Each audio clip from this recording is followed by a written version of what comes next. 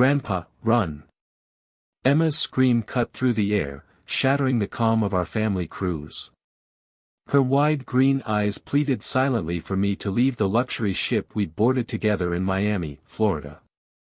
I listened, and it probably saved my life. You wouldn't believe what my son tried to pull next. I reached for the coffee pot, my hands trembling slightly, not from age, but from a feeling I couldn't quite name. The Orlando townhouse kitchen was bathed in warm, golden light, everything in its place, peaceful as ever. I'd lived here over 40 years, and these quiet mornings still felt like treasures. The coffee bubbled steadily, and I placed my favorite mug on the granite counter. Simple pleasures had become more precious since retiring. Then the phone rang. Brandon's name lit up the caller ID. My grip tightened around the mug before I even answered. "Hey, Dad," he said, that familiar tone he's always had when he wanted something expensive. "Hello, son," I replied evenly, though my stomach sank. "How's everything going?" "Well, that's why I'm calling," he said, clearing his throat. I pictured him pacing through his cluttered Orlando living room. "We need $8,000 for the cruise tickets. Everything's booked, deposits paid, the travel agent needs the rest by Monday." I set my coffee mug down harder than necessary. A few drops splashed on the counter. "Brandon, you're 42. A grown man with a job and a family. Pay for your own vacation. How can you say that?" His voice rose, the familiar whine creeping in. "We're your family. This is supposed to be a celebration, your retirement. Quality time together, and you're worried about money?" I walked to the living room window, staring at our manicured yard. Across the street, Mrs. Sullivan trimmed her roses. Normal people, normal lives, while my son demanded thousands as if it were pocket change. "I'll cover Emma's ticket," I said firmly. "She's 10. She shouldn't miss out because her parents can't budget." "Dad, come on." His voice was desperate, which somehow made it worse. 7 days in the Caribbean. When will we all be together like this again? "Brandon, I've helped you more times than I can count, the down payment on the house, your wedding, car repairs. When does it end? This is different. This is about family memories." "No," the word came out sharper than intended. "This is about you expecting me to bankroll a lifestyle you can't afford. I'll send Emma's portion directly to the travel agent. You and Rachel figure out the rest." Silence hung. Then he said, "Fine," voice cold. "But don't blame me when Emma asks why Grandpa wouldn't let her parents come on the cruise." The dial tone buzzed. I stood there, staring at the phone, trying to understand how my loving son had turned into this manipulative stranger. Sunlight still streamed through the kitchen window, but something fundamental had shifted. This wasn't a simple request, it was desperate, demanding, and I knew he wouldn't just let it go. A car door slammed outside. Through the dining room window, I saw Brandon's battered minivan in the driveway, engine ticking as it cooled. My stomach dropped. They were coming to finish what the phone call had started. The front door opened with the spare key I'd given Brandon years ago when Emma was born. They walked in without knocking, no courtesy, no respect. Just entitled intrusion. "Dad, we need to talk." Rachel stepped in first, makeup slightly smudged, hands trembling. Brandon followed, filling the doorway with his broad shoulders. He didn't sit. He paced, picking up family photos and setting them down carelessly. "Please, sit," I said, gesturing to the chairs. Rachel perched on the edge of my leather armchair, ready to spring up at any moment, her designer purse clutched in her lap like a shield. "Dad, you have to understand," her voice cracked, tears in her blue eyes. "We're not asking for vacation money, we're drowning."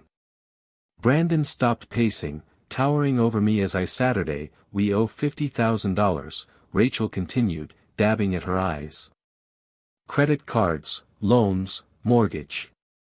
Then Brandon's company cut his commission last year, and we fell behind. 50,000. I whispered, stunned. It doesn't matter how, Brandon snapped. What matters is fixing it. We can consolidate with a personal loan, but we need collateral, your signature. The 8,000 for the cruise fits into the plan. How exactly? I asked, wary.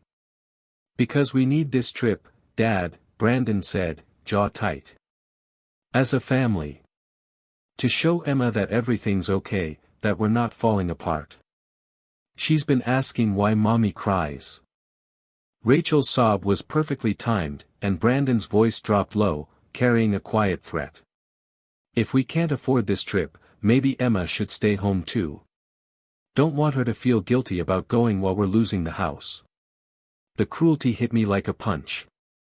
Using my granddaughter as a weapon, it was unbearable. Don't you dare, I whispered, drag her into this. But deep down, I knew he had already won. The thought of Emma missing out on a joyful experience because of her parents' failures made my chest tighten. I walked to my desk slowly, each step feeling like surrender. The checkbook was in its usual spot in the top drawer. My hand shook slightly as I filled in the amount, $8,000. This is the last time, I said softly, tearing off the check. The absolute last time I bail you out. Brandon snatched it from me before I finished speaking, barely glancing at the amount before folding it into his wallet. Thanks, Dad. Seriously, this means everything. He was already heading toward the door, Rachel close behind him. No gratitude, no relief, just satisfaction at getting what they wanted. The front door clicked shut behind them. I stood in my Orlando living room, staring at the empty checkbook, feeling the house had been violated. Outside, Brandon's minivan roared to life and pulled away. $8,000 for 7 days at sea with people who treated me like an ATM. Climbing the stairs felt heavier than usual, not just physically, though my 68-year-old legs certainly felt it. The emotional weight of the day pressed down on me like a cold winter chill. I pulled out my old leather suitcase from the bedroom closet, the one Margaret and I had used on our honeymoon in Italy 45 years ago. The brass clasp still worked, though the leather showed age in soft creases. Packing had always been methodical, shirts folded, pants hung to avoid wrinkles, toiletries arranged by size. Tonight, my hands moved automatically while my mind drifted into darker thoughts. When had Brandon become so entitled? When had my help turned into something he expected as a right? I opened a dresser drawer for socks and accidentally pulled out the file folder beneath it. Bank statements, receipts, financial documents, evidence of my lifelong generosity scattered across the bed. The house down payment receipt stared up at me, $200,000, 5 years ago, when Brandon insisted he'd found the perfect starter home. Just need help with the down payment, Dad. We'll handle the monthly payments. Beneath that, wedding expenses, $30,000 for what Rachel called a modest country club ceremony. Another $15,000 for their honeymoon in France. We want to start our marriage right, Brandon had said. No stress, no debt hanging over us. Car repairs, $8,000. When Brandon's transmission failed 3 years ago, I can't get to work without a car, Dad. I'll pay you back as soon as the insurance check comes through. The insurance check never came. I sat on the edge of the bed, surrounded by paper trails of my own gullibility. 27 years of emergencies and, just this once, requests. Each had seemed reasonable at the time, each came with promises of repayment that never materialized.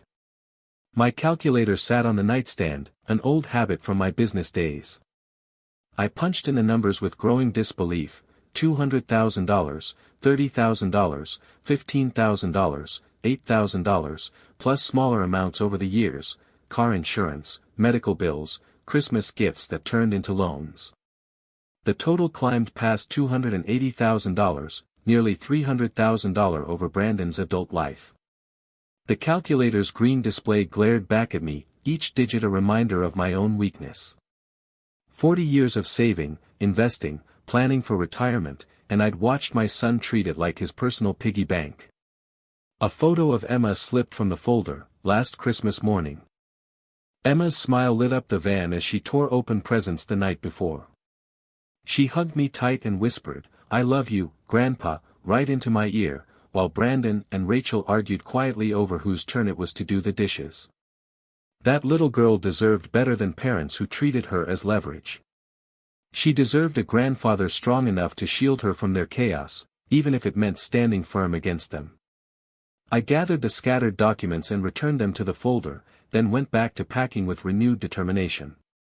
7 days at sea awaited us, 7 precious days with Emma, watching her marvel at sunsets over the Caribbean and explore tropical islands. No matter what else happened on the cruise, I promised myself she would have memories worth keeping, the kind of joy every child deserved, untouched by adult problems or parental failures. The alarm clock glowed 9:47 p.m. An early departure meant early sleep.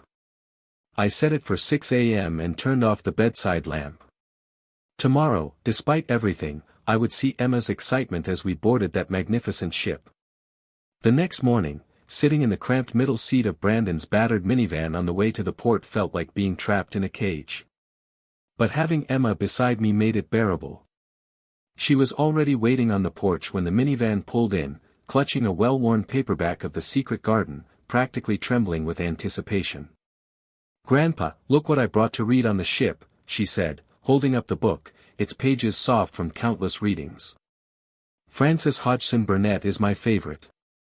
Do you think they'll have a library?" "I'm sure they do, sweetheart," I replied, helping her adjust the seatbelt around her small frame, careful to avoid Brandon's sharp eyes in the rearview mirror. Tension from last night still crackled between us like electricity before a storm. Rachel sat in the front passenger seat, adjusting her mirror to watch us, nails tapping the armrest in a constant rhythm. Every few seconds, her cold smile flickered in the reflection, never reaching her carefully made-up eyes. "Look, Grandpa." Emma pressed her face against the window as we merged onto the highway. "The buildings are getting taller. It's like we're driving into a forest made of glass and steel." Her wonder was contagious. Despite everything, I found myself genuinely smiling for the first time since Brandon's phone call yesterday. Children see magic where adults only see concrete and commerce. "That's Manhattan, Princess," I said. "See that tall building with the pointy top?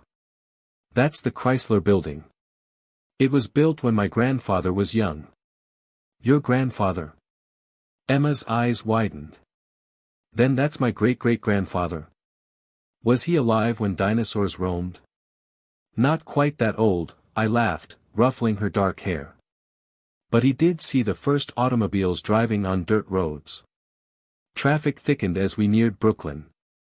Brandon's knuckles whitened on the wheel, jaw tightening every time someone cut us off. The weight of yesterday's $8,000 check pressed down on all of us differently, burden for me, frustration for him, curiosity for her. "Money can buy many things," Rachel said suddenly, voice sugar-sweet but with razor edges beneath. "But it can't buy real love, can it, Jack?" The comment hit its mark. She wanted me to doubt Emma's feelings, to plant seeds of mistrust. "I love Grandpa anyway." Emma's voice rang clear and indignant. "He's the best grandfather in the whole world, and money doesn't matter."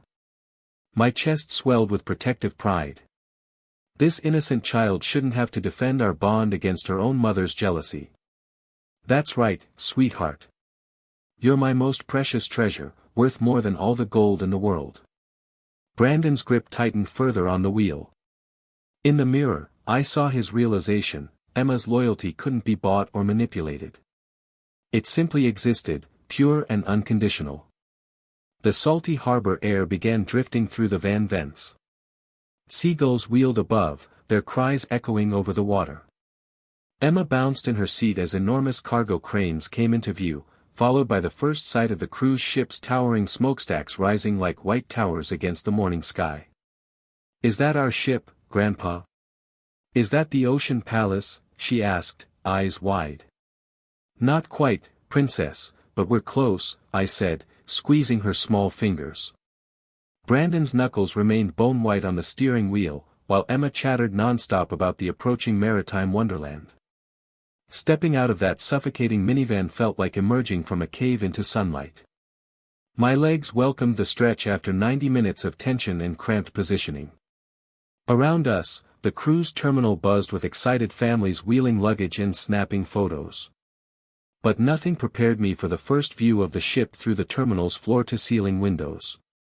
"Sweet mother of pearl," I whispered, borrowing one of my father's favorite expressions.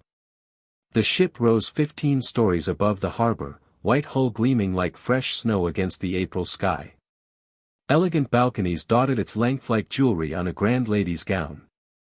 At the top, multiple pools sparkled in the morning sun while tiny figures moved across the decks. "Grandpa, it's not a ship. It's a floating palace," Emma exclaimed, grabbing my hand, her paperback forgotten. "How many people can fit on that thing?" I asked. 3,000 passengers, plus 1,500 crew, I answered, squeezing her hand. Brandon and Rachel approached with our luggage, their expressions a mix of awe and something harder to define. Brandon's eyes kept flicking to the costs, scanning the marble lobby through the windows, noticing the uniformed staff greeting passengers, every detail radiating obvious luxury. The security checkpoint split us into different lines for a moment. I watched Emma bounce impatiently while a guard checked her small backpack, her excitement so pure it made my chest ache. When had I last felt such uncomplicated joy? "Welcome aboard the Ocean Majesty," Captain Johnson's voice echoed through the terminal speakers. "We're preparing for a magnificent 7-day journey to the Caribbean. All passengers should be aboard by 11:30 for our noon departure." The gangway stretched ahead like a bridge to another world. On one side, the familiar chaos of New York Harbor, car horns, diesel fumes, concrete. On the other, a floating sanctuary of luxury and leisure. Our shoes clanged against the metal walkway as we crossed over the water. Emma held my hand tightly, not out of fear, but pure excitement. The ocean breeze carried salt and possibility. Mr. Miller, a crisp steward in a pristine white uniform, greeted us. His name tag read, Roberto. "Frank Miller, party of 4. "That's correct." "Wonderful, Mr. Frank Miller. You have the ocean view suite on deck 8, starboard side. Mr. Brandon Miller, your interior stateroom is on deck 5. He handed us key cards of different colors. The elevator banks are clearly marked. Would you like assistance finding your accommodations? The subtle class distinction was unmistakable, my suite versus Brandon's interior cabin. Premium accommodations I had insisted on paying for, versus the standard rate. That was all Brandon's budget could manage. "We can find our way," he said stiffly, tucking his plain white key card into his pocket while I held the gold-edged one.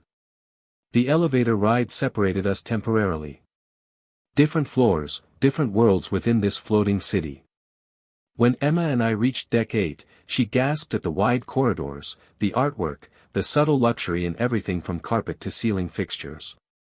Our suite opened onto a sitting area with floor-to-ceiling windows overlooking the harbor, but the real treasure was the private balcony. "Grandpa, come see this." Emma had found the sliding door and stepped outside. "We can see the whole harbor from here. Look, the Statue of Liberty is waving at us." I joined her on the narrow balcony, breathing in the salt air and watching the harbor traffic move like a choreographed dance. Tugboats guided cargo vessels while smaller boats darted between them. In the distance, Lady Liberty lifted her torch toward clouds painted against a perfect blue sky. For the first time since Brandon's phone call yesterday, I felt genuinely at peace. Surrounded by ocean and possibility, the weight of family drama seemed lighter. The ship's horn sounded, a long, deep note vibrating through the deck beneath our feet. Another blast echoed as Manhattan's skyline shrank behind us. The Statue of Liberty passed close enough to see individual details on her copper surface, tourists tiny as ants at her base. This was peace. I'd almost forgotten what it felt like. At lunch, the main dining room buzzed with the chatter of 3,000 passengers beginning their adventure. Families filled tables around us, grandparents with grandchildren, parents juggling toddlers, elderly couples sharing quiet conversations over white wine. Normal people enjoying normal vacations, free from the financial manipulation poisoning interactions with my son. "Mr. Miller, would you care for our signature welcome cocktail?" A waiter appeared beside my table, holding a tray of colorful drinks with tiny umbrellas. "Thank you, but I'm enjoying the view just fine," I said, gesturing toward the floor-to-ceiling windows where the New Jersey coastline slid past like a painted backdrop. Later, Emma discovered the kids' club after lunch, a wonderland of video games, arts and crafts stations, and supervised activities that left her practically speechless with joy. I watched through the observation window as she fearlessly introduced herself to other children. "Can we go swimming after the magician show?" she asked when she found me in the ship's library that afternoon. "They have 3 pools, Grandpa. One has a water slide shaped like a sea serpent." "Of course, Princess. This whole week is about making you happy." For the first time in months, I truly enjoyed reading. The library's leather chairs faced panoramic ocean views, and the gentle sway of the ship created a hypnotic rhythm, making reading feel like meditation. No phone calls demanding money, no guilt trips about family obligations, just the endless horizon and a well-crafted mystery novel. Later, the pool deck was a revelation. Emma splashed in the shallow end while I supervised from a cushioned deck chair, marveling at the engineering behind this floating resort, multiple levels of pools, hot tubs, and lounging areas. The pool stretched across the ship's width as we moved through Atlantic swells at 23 knots.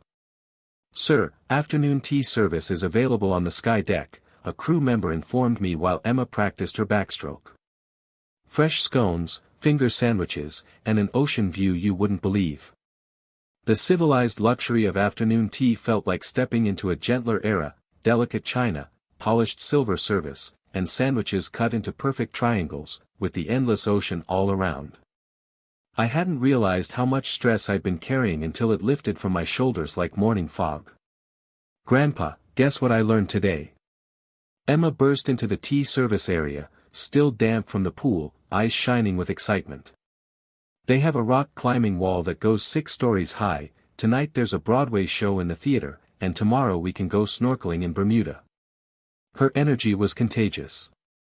Despite everything, Brandon's manipulation, Evelyn's jealousy, the never-ending financial pressure, this moment was perfect. My granddaughter's joy, the gentle rhythm of the ship, a whole week dedicated to creating happy memories. As evening approached, I helped Emma choose her dinner outfit while her parents got ready in their cabin somewhere below. The formal dining room required resort casual attire, which gave Emma an excuse to wear the sundress her grandmother had bought last summer. "Do I look fancy enough for a real ship's dining room, Grandpa?" "You look like a princess, sweetheart, the most beautiful princess on the 7 seas." After tucking Emma into the bunk in her parents' cabin and saying goodnight to Brandon and Evelyn with forced politeness, I returned to my suite, feeling genuinely grateful. Tomorrow we'd wake up in Bermuda's crystal-clear waters. Emma would snorkel for the first time, see tropical fish, collect shells on pink sand beaches. The week ahead felt like a gift, 7 days of pure joy with my granddaughter before returning to the complicated realities of family and finances. The sunset painted the Atlantic in coral and gold as I sank into my deck chair, finally letting myself relax. My mystery novel lay open in my lap while the gentle swells rocked the massive ship like a cradle. Other passengers strolled past, snapping photos as the sun touched the horizon. This was peace. This was what I had worked 40 years to earn. Then I heard running footsteps. "Grandpa." Emma's voice cracked with panic as she burst onto the upper deck, her face flushed and tear-streaked. She stumbled between deck chairs, scanning the crowd frantically until her eyes found mine. My book slipped from my hands as I stood, alarmed by her terror. "Princess, what's wrong?" I pulled her close, feeling her trembling against my chest. "They're going to hurt you tonight, Grandpa.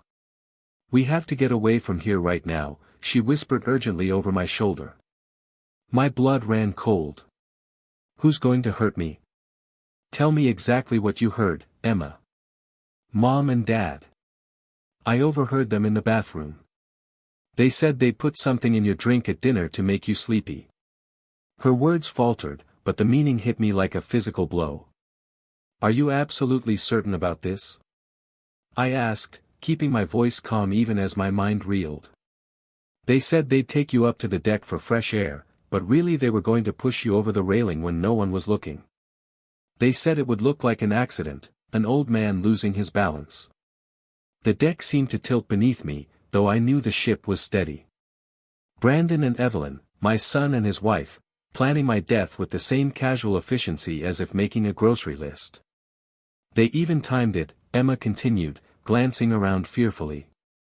"Dinner seating, deck patrol shifts at 9:30. The level of detail chilled me.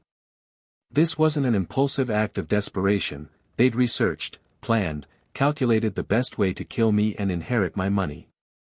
Listen to me carefully, Princess." I held her shoulders, meeting her frightened eyes. "You did exactly the right thing telling me. You're incredibly brave, and now we're going to handle this together. But what if they see us talking? What if they know I heard them?" "They won't.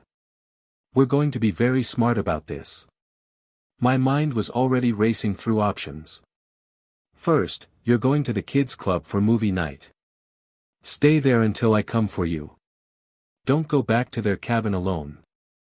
What about you, Grandpa? What if they try to give you the drink anyway?" "Let me worry about that," I said with a careful smile, though inside I felt like I was falling through empty space. Sometimes the best way to catch someone in a trap is to let them think it's working. The ship's dinner bells began chiming across the decks, calling passengers to evening service. Through the dining room windows below, I could see waiters in white uniforms lighting candles on tables set with crystal and silver. Emma clung to me, her tiny hands trusting me completely. "Promise me you won't drink anything they give you," I said fiercely. "Promise me you'll be careful." "I promise, Grandpa," Emma replied. "Now go to the kids' club and try to have fun. This will all be over soon." She hurried off toward the ship's activity center, leaving me standing at the deck railing, watching the dining rooms below fill with families enjoying their vacation. Somewhere beneath us, Brandon and Evelyn were preparing to join me for what they believed would be my last meal. My hands gripped the railing as the weight of betrayal settled over me. The son I'd raised, supported, and loved unconditionally had decided I was worth more dead than alive. But they'd made one critical mistake: they had underestimated a 10-year-old's courage and a grandfather's determination to protect her. 90 minutes had passed since Emma's warning. I sat alone at a corner table in the ship's elegant bar, pretending to study the dinner menu, while my eyes tracked every movement around me. The Ocean View Lounge buzzed with pre-dinner cocktails and civilized conversation, crystal glasses catching the warm amber light. I had positioned myself strategically, back to the wall, clear view of all entrances, close enough to hear the bar orders, far enough away to avoid appearing paranoid. My phone lay beside the menu, voice recorder app ready, though the screen remained dark. "Frank." Brandon's voice boomed across the lounge with false cheer. "There you are, Dad. We've been looking everywhere." They approached with practiced smiles, Brandon in his best vacation shirt, Evelyn in a flowing sundress that probably cost more than most people's monthly rent. But I could see the calculation behind their eyes now, the predatory assessment I'd been blind to for years. "Mind if we join you?" Evelyn slid into the chair across from me without waiting for an answer. "We thought it would be nice to have drinks together before dinner, like a proper family vacation." "Absolutely," I said. Brandon signaled the bartender with a wave. 3 martinis, please. Grey Goose, extra dry, just like my dad always orders."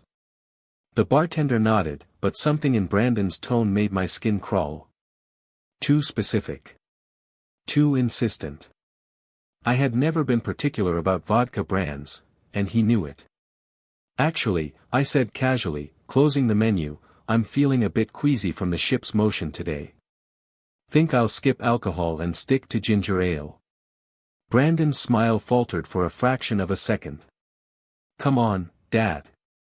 One martini won't hurt. We're celebrating our family time together. The last family time we might have, Evelyn added, trying to sound sentimental. The irony of her words was darkly amusing if the situation weren't so terrifying. She was right, this might be our last time together, but not for the reason she imagined. Thanks, but my stomach's been bothering me since lunch, I said, gesturing apologetically toward my midsection. Sea legs aren't what they used to be at my age. You two go ahead and enjoy yourselves. Brandon's jaw tightened almost imperceptibly. Dad, it's one drink for family harmony. The pressure in his voice was unmistakable. He needed me to drink that martini. Desperately. I remained calm, masking my shock. How about this instead? I stood, pulling out my wallet. Dinner's on me tonight. Both of you order whatever you want. Celebrate properly. I'm going to walk off this nausea and meet you in the dining room. Before they could protest, I left enough cash on the table to cover their drinks and walked toward the lounge exit. Behind me, I heard Brandon's frustrated sigh and Evelyn's sharp whisper, he's being difficult. I made it appear as though I was heading toward the elevators but instead ducked into the corridor leading to the guest cabins. Their interior stateroom was on deck 5, and the ship's layout allowed me to position myself near their door without being obvious. Through the thin walls, their voices carried clearly when they returned to their cabin 20 minutes later. He suspects something, Evelyn said, frustration sharp in her tone. Did you see how he refused the drink? He's never refused alcohol before. Maybe he really is feeling sick from the ship. Don't be naive, Derek, she replied. Your father's sailed before. He doesn't get seasick. Something clinked, probably a glass set down hard. We'll have to be more direct. What do you mean? Tonight, during his usual deck walk, you know, he always takes that stroll around 10 o'clock to look at the stars. The patrol shift changes at 9:30, just like we planned. 15 minutes with minimal security coverage. My hands shook slightly as I activated my phone's voice recorder, holding it close to the wall. Push him over, Brandon's voice was barely audible. It's the only way now. Make it look like he slipped on the wet deck. Tragic accident. Elderly man loses his balance. The insurance will pay out, and will inherit everything within 6 months. I'd heard enough. Back in my suite, I replayed the recording 3 times, each playback making the truth more horrifying. My son's casual tone, discussing my murder as if planning a grocery trip, sent chills down my spine. My eyes landed on the life jacket hanging in the closet as I paced the small sitting area. They thought they were hunting a helpless old man, but they had no idea the old man was now hunting them. The harbor pilot boat guided us through the coral reefs surrounding Hamilton. Standing at the ship's rail, I watched Bermuda's pink sand beaches and pastel-colored houses grow larger. My escape bag sat hidden behind a life preserver rack, packed with essentials and the recorded evidence of my son's murderous plot.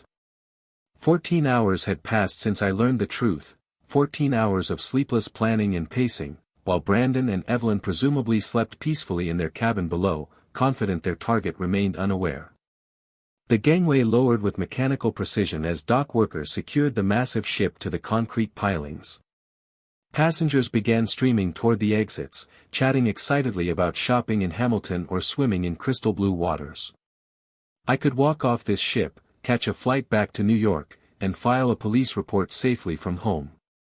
Let Brandon and Evelyn explain why they had plotted my murder. My hand closed around the strap of the bag. Grandpa. Lily's voice rang out across the deck.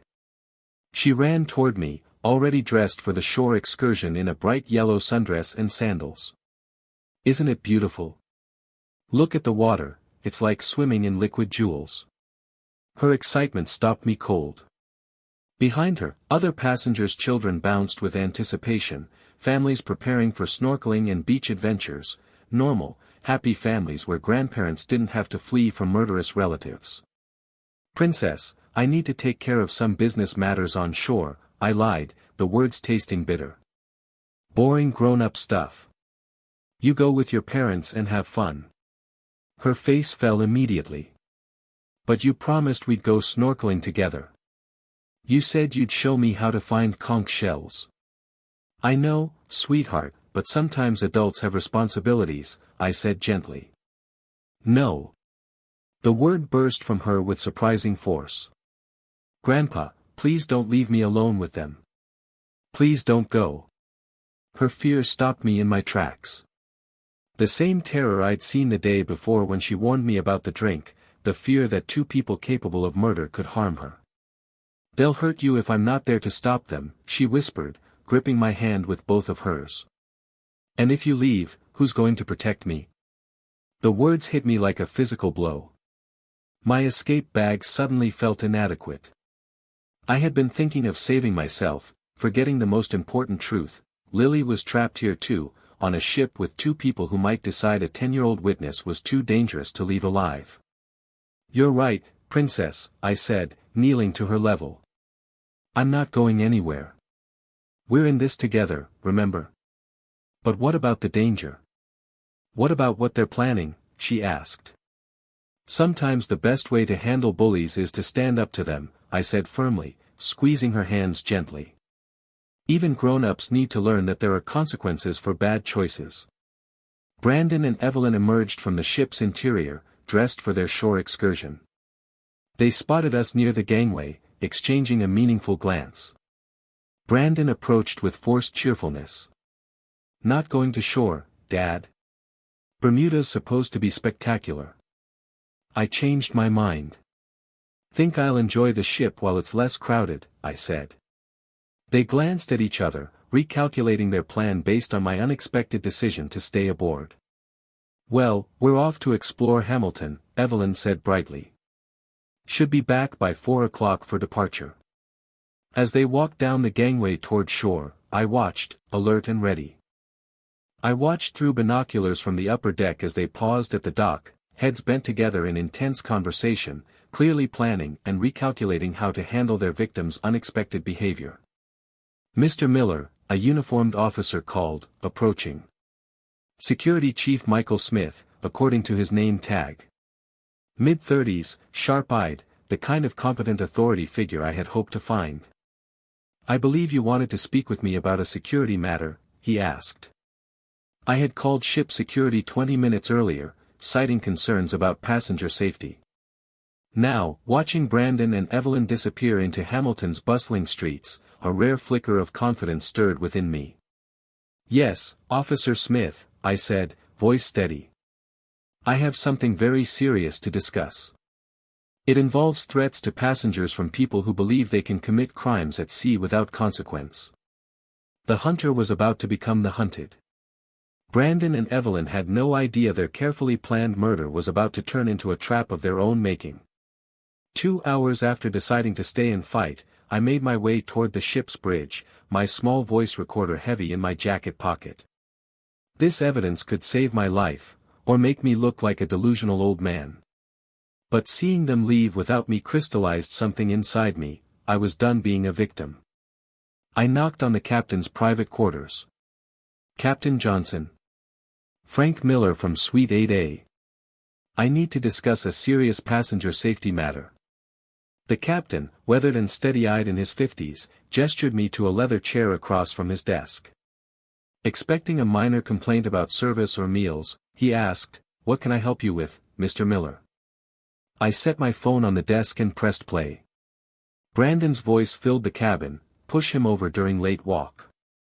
Insurance will pay out and will inherit everything within 6 months." Captain Johnson's expression sharpened instantly. He listened twice, jaw tightening with every replay. "You're telling me your own son is planning to kill you, on my ship?" he asked. "That's exactly what I'm telling you," I said. I showed him timestamps, Lily's warning, the failed poisoning attempt, and explained they'd try again tonight during my usual deck walk. He studied me carefully. "Why come to me instead of staying in your cabin or leaving the ship in Bermuda?" "Because I have a 10-year-old granddaughter trapped with two people who've already proven they are willing to commit murder. If I run, what happens to her when they realize she overheard?" Something in my voice convinced him. He picked up his radio. "Security to captain's quarters.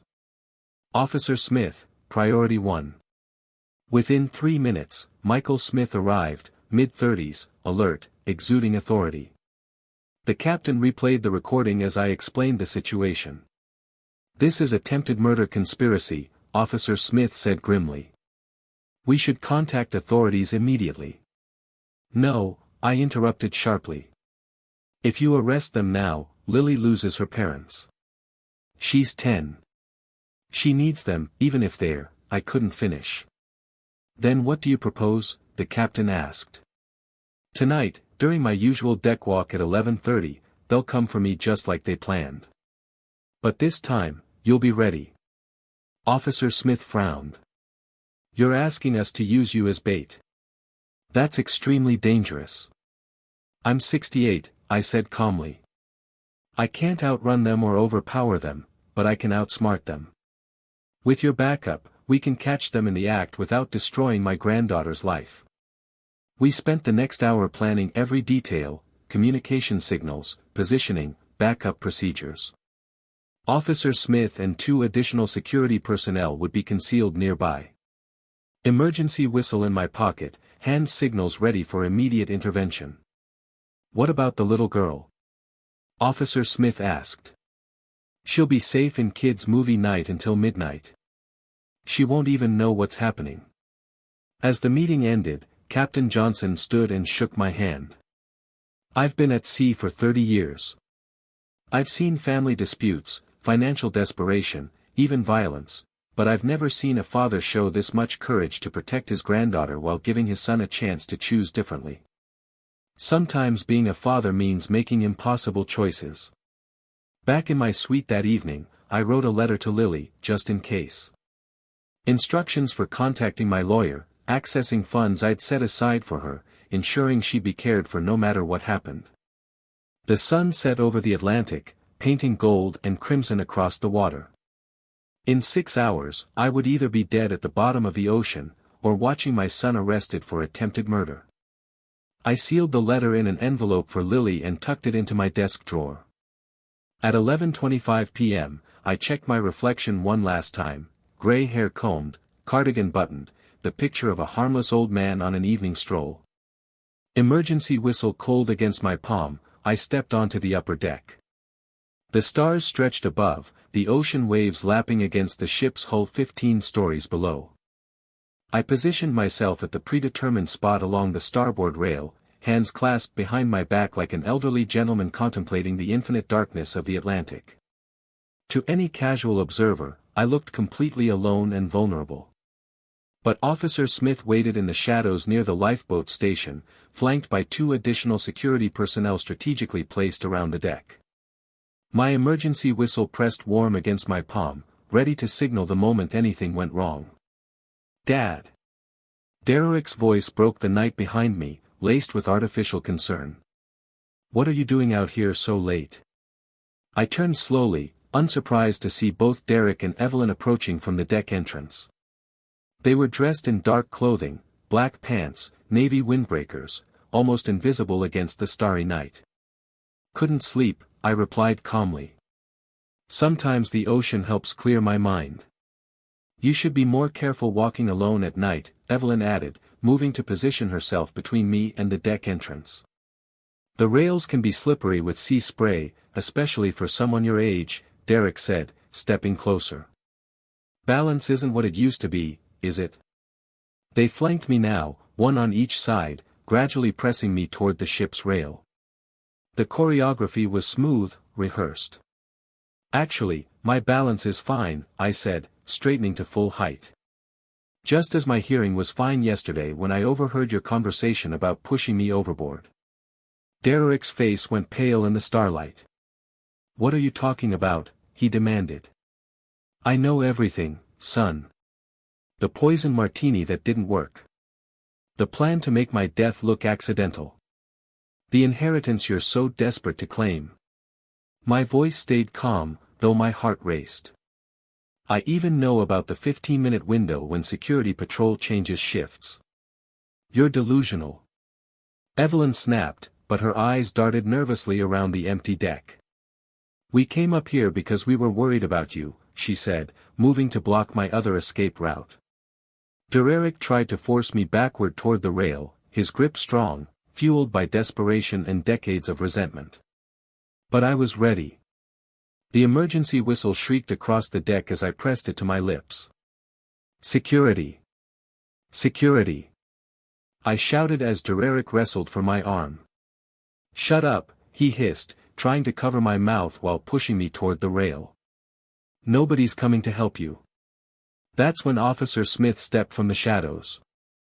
Step away from Mr. Miller immediately. 2 additional security officers appeared from opposite sides of the deck, flashlights slicing through the darkness. Derek released my arm so abruptly I almost stumbled. This isn't what it looks like, Evelyn said quickly, raising her hands. We were just trying to help him back inside safely by. Turn around and put your hands behind your backs, Officer Smith said, calm but deadly serious. This is entrapment. Derek protested as handcuffs clicked around his wrists. Conspiracy to commit murder, attempted assault, and endangering passenger safety, Officer Smith recited methodically. Mr. Miller, are you injured? I gripped the deck rail, adrenaline shaking my hands. No, just grateful you were nearby. Wait until the media hears about this, Evelyn spat as her own handcuffs were applied. Enough, I interrupted, voice firm. You tried to kill me for money. Lily saved my life because she loves me. The only trick here was believing you still had souls worth saving. As the officers led them away, Derek shot me one last glare. This isn't over, Dad. Money changes everything. You'll see. Standing alone on the deck afterward, watching the stars reflect on the endless ocean, I realized he was wrong. Money hadn't changed anything that truly mattered. 45 minutes later, I sat in the ship's security office giving my formal statement while Derek and Evelyn were processed in the adjacent holding area. Through the thin walls, I could hear Derek's angry protests and Evelyn's calculating attempts to negotiate their way out. Mr. Miller, Officer Smith said, looking up. We'll need to contact authorities at our next port. Nassau police will want to interview everyone involved. No, I said firmly, surprising even myself. Sir, what would happen to my granddaughter if her parents were arrested and imprisoned? She'd likely be placed in protective services. She's 10. She's been through enough trauma without losing her parents too. Officer Smith frowned. Captain Johnson has the authority to confine passengers to quarters for the remainder of the voyage, but attempted murder is a serious crime, Mr. Miller. They failed, I said. I'm alive and unharmed. Sometimes justice is about prevention rather than punishment. From the holding area came Derek's voice, this is all lies. We never tried to hurt anyone. That old man is manipulating everyone. Officer Smith looked at me. Are you certain about this decision? I've spent 40 years in business negotiations, I said, standing slowly, feeling every one of my 68 years. Sometimes you win by destroying your opponent. Sometimes you win by making sure they can never threaten you again. Confine them to their cabin for the rest of the cruise. Ban them from shared spaces. I just want to enjoy 3 more days with my granddaughter before we return to port. And after the cruise, they'll have serious decisions to make about their future, with or without me in it. The next morning brought crystalline Caribbean waters and sunlight streaming through my suite windows. I found Lily.